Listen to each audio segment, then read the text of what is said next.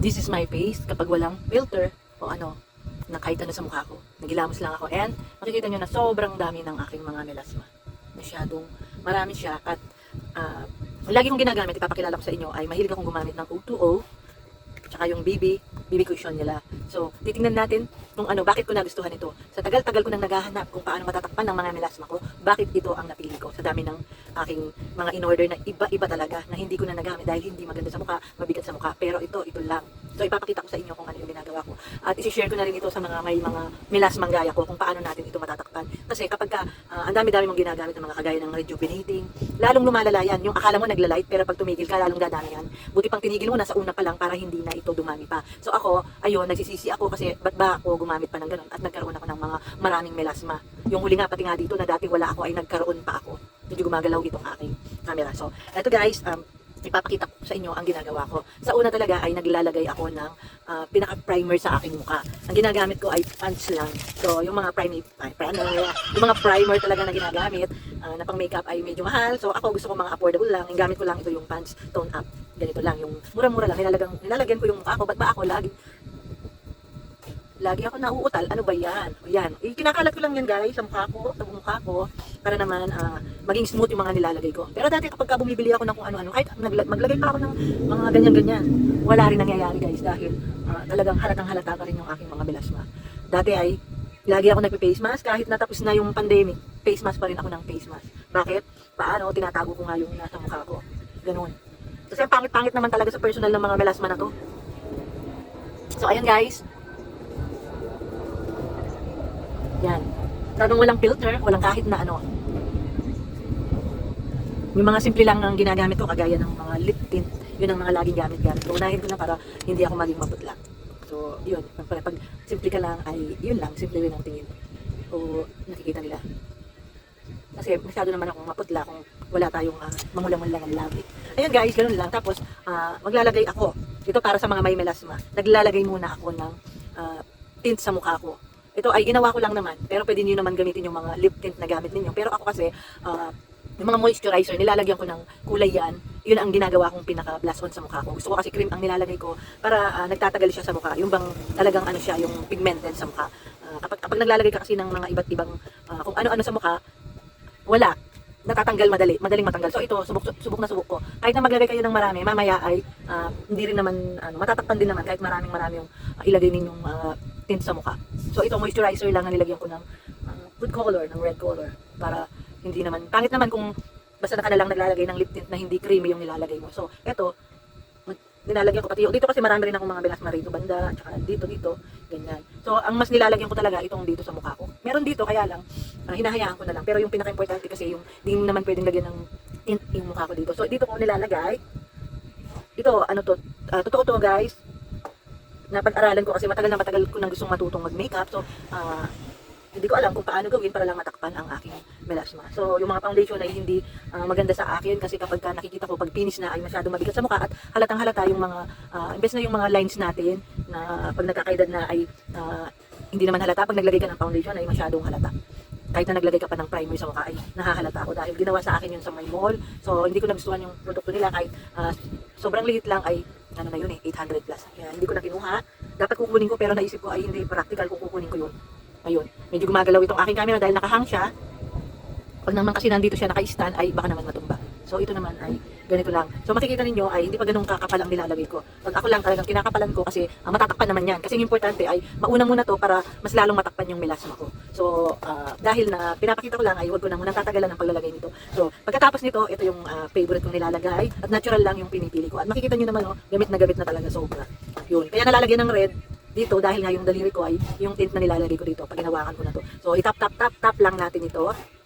Makikita nyo yung ganda ng finish niya. Yun. Ganyan. Makikita niyo na kahit yung nilagay kong mga tint sa mukha ay natatakpan kasabay ng aking melasma. Kaysa sa wala kang nilalagay, masyadong pangit. Dito ay nagiging smooth naman ang mukha.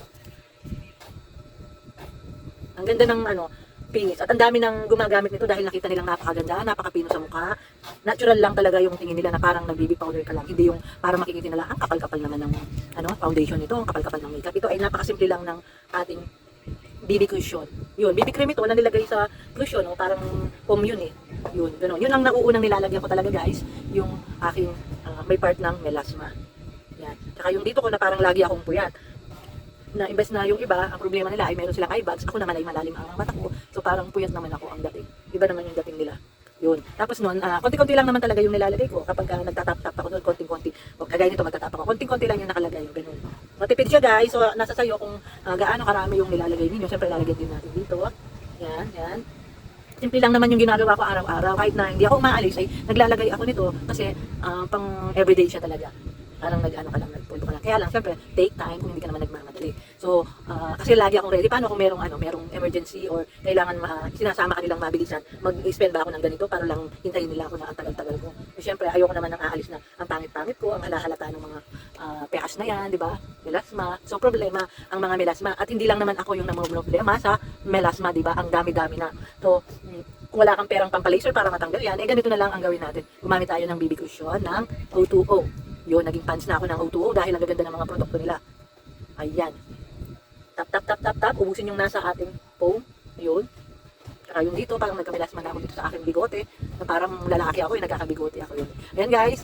Dahil nakikita kong medyo hindi nahalata yung aking mga melasma, ang gagawin natin ay maglalagay tayo ng blush on. Yun. Yung blush on na nilagay ko, pinaka-blush on kanina na tint, ay para lang matakpan yung aking mga melasma kasabay ng BB cream o BB cushion. At pagkatapos meron ako ditong, simple lang, ayan, eto, meron ako ditong blush on na nilalagay, yun. Ginaganyan-ganyan ko lang guys. Kung mapapansin nyo guys, kanina, bago ako naglagay, ay, ang pangit ng mukha ko. Pero ngayon, makikita ninyo na, ayun, nag-blooming ako. Wala pa akong baby powder niyan. Yung baby powder na ginagamit ko, ay hindi naman, okay lang, kahit anong powder nilalagay ko. Hindi na ako gumagamit ng loose powder dahil nga, ayun, nagtitipid ang lola nyo, ganyan. Ginaganyan-ganyan ko lang ito guys. So, tapos yung baby powder ay nilalagay ko lamang sa lalagyan para meron naman ayun, ito yung baby powder para naman maging smooth ang finish niya. Ganyan-ganyan lang guys. Ang ginagawa ko, meron pa ako nakalimutan. Naglalagay din pala ako dito sa akin. Dito. Naglalagay din ako ng red. Minsan naglalagay din ako ng blue. So, kung nasa bahay lang ay simpleng-simple lang yung dating ko. Yan. Tapos ikakalat lang yung aking baby powder. Yan, kahit may nakalimutan ako. Kaya hinahawakan ko na itong aking camera para hindi siya gaano magalaw. Pero gumagalaw pa rin. Nagagalaw siya dahil sa may electric fan. Yung guys, makikita ninyo, mas maganda yung finish ngayon. So, walang filter, ay ganyan talaga yung mukha ko. And then, eto, meron ako, ito, pwede siya dito. Kapag nagkukulang yung nilagay na ito yung nilalagay ko. Tinatap-tap-tap ko rin yan. Pagka natatanggal na yung nilalagay kong blush on, ay ginaganyan ko. Ito kasi 3-in-1. Pwede siyang maging blush on, pwede siya dito sa lips, at pwede rin siya dito sa ating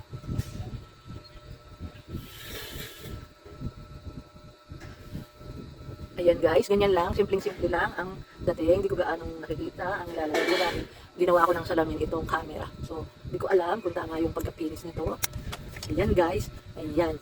Tingnan ko muna sa salamin. So, okay na ito guys. Makikita nyo na naging okay na yung mukha ko. Yun lang naman ang sikreto takpan lang natin yon. Pero dati, kahit na maglagay ka ng foundation, nahahalata yun. Ito lang talaga ang pinaka-nire-recommenda ko na gamitin para pagtakip ng mga ating mga tinatago-tago, kagaya ng mga melasma o mga pimple marks. Ayun, ito lang. So, kung gusto nyo mag-order nito guys, click lang sa ating yellow basket. Ayan. Ganda-ganda. Alam niyo naman, pag ginamit niyo yan, maniniwala kayo sa sinasabi ko. Hindi lang basta-basta sinasabi ko. Makikita niyo mismo kapag kayo na yung nag-try nito. Order na kayo sa ating yellow basket.